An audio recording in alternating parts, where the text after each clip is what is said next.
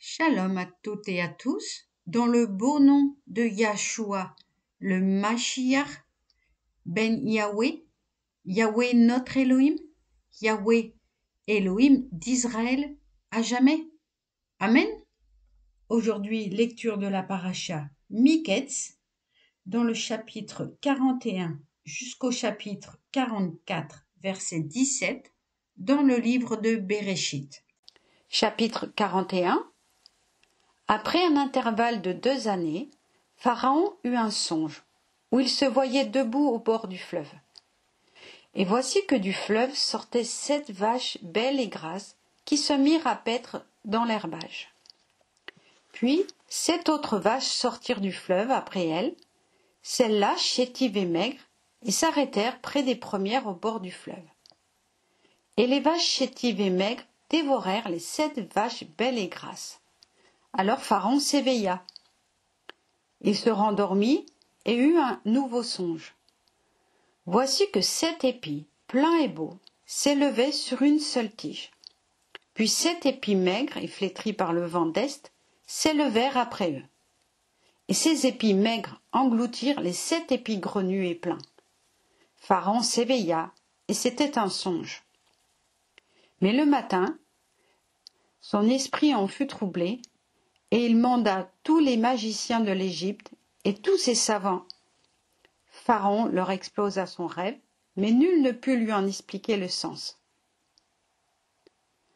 Alors le maître échanson parla devant Pharaon en ces termes. Je rappelle en cette occasion mes fautes. Un jour, Pharaon était irrité contre ses serviteurs, et il nous fit enfermer dans la maison du chef des gardes, moi et le maître panetier. Nous eûmes un rêve la même nuit, lui et moi, chacun selon le pronostic de son rêve. Là était avec nous un jeune hébreu, esclave du chef des gardes. Nous lui racontâmes nos songes et il nous les interpréta, à chacun selon le sens du sien. Or, comme il nous avait pronostiqué, ainsi fut-il. Moi, je fus rétabli dans mon poste, et lui, on le pendit.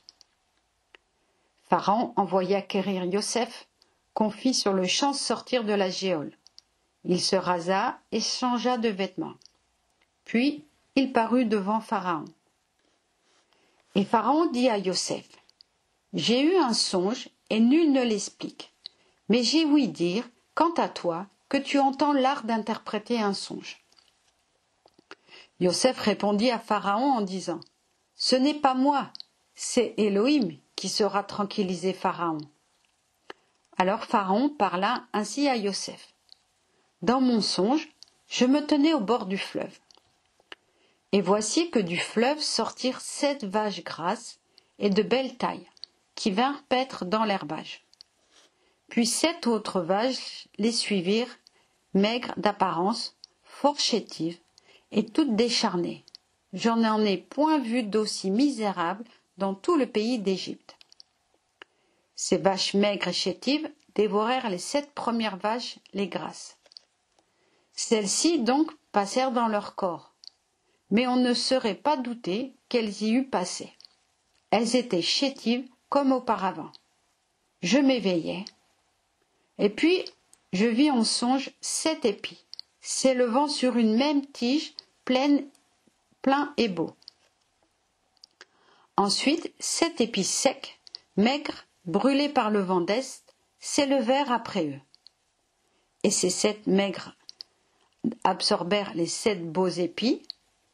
Je les racontai aux magiciens, et nul ne me l'a expliqué.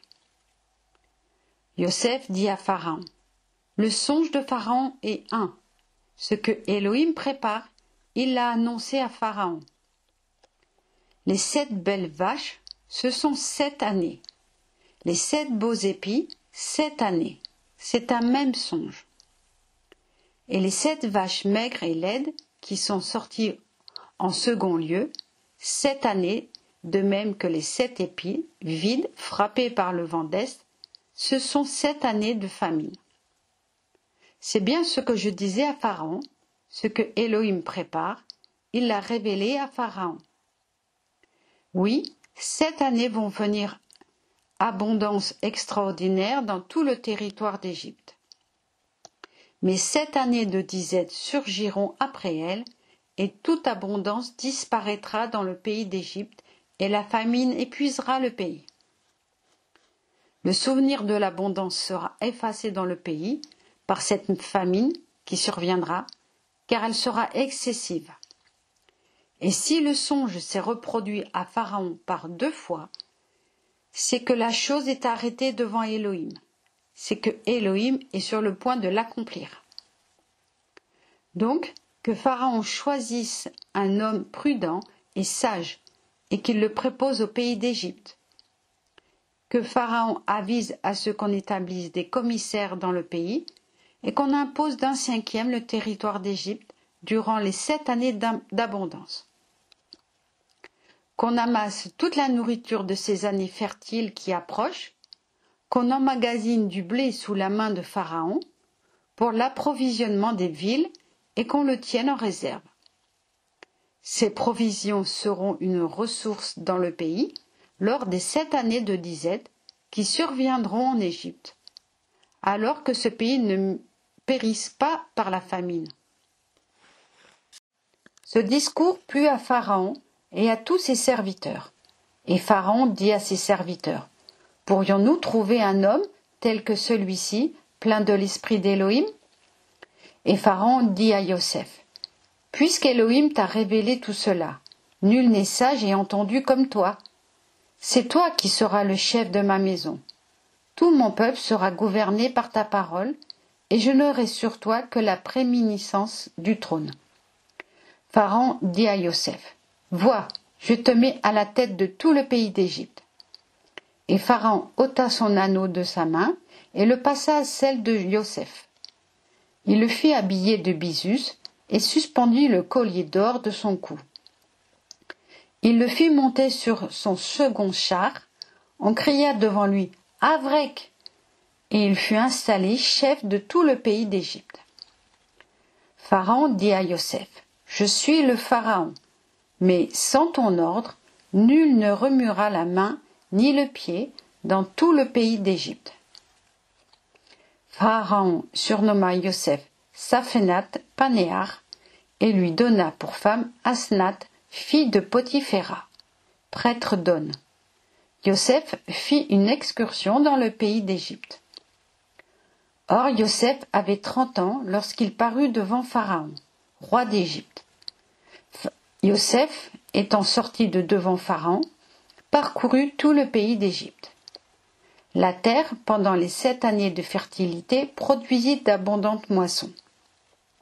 On amassa toutes les denrées des 7 années qui se trouvèrent dans le pays d'Égypte, et l'on approvisionna les villes. On mit dans chaque ville les denrées des campagnes d'alentour. Et Yosef fit des amas de blé considérables comme le sable de la mer, tellement qu'on cessa de le compter, car c'était incalculable. Or, il naquit à Yosef, avant qu'arrivât la période de disette, 2 fils, que lui donna Asnath, fille de Potiphéra, prêtre d'On. Yosef appela le premier-né Manassé, car Élohim m'a fait oublier toutes mes tribulations et toute la maison de mon père. Au second, il donna le nom d'Éphraïm, car Élohim m'a fait fructifier dans le pays de ma misère. Quand furent écoulées les 7 années de l'abondance qui régnait dans le pays d'Égypte, survinrent les 7 années de disette, comme l'avait prédit Yosef. Il y eut famine dans tout le pays, mais dans tout le pays d'Égypte, il y avait du pain. Tout le territoire égyptien étant affligé par la disette, le peuple demanda à grands cris à Pharaon du pain. Mais Pharaon répondit à tous les Égyptiens, « Allez à Yosef, ce qu'il vous dira, vous le ferez. » Comme la famine régnait sur toute la contrée, Yosef ouvrit tous les greniers et vendit du blé aux Égyptiens. La famine persista dans le pays d'Égypte. De tous les pays, on venait en Égypte pour acheter à Yosef, car la famine était grande dans toute la contrée.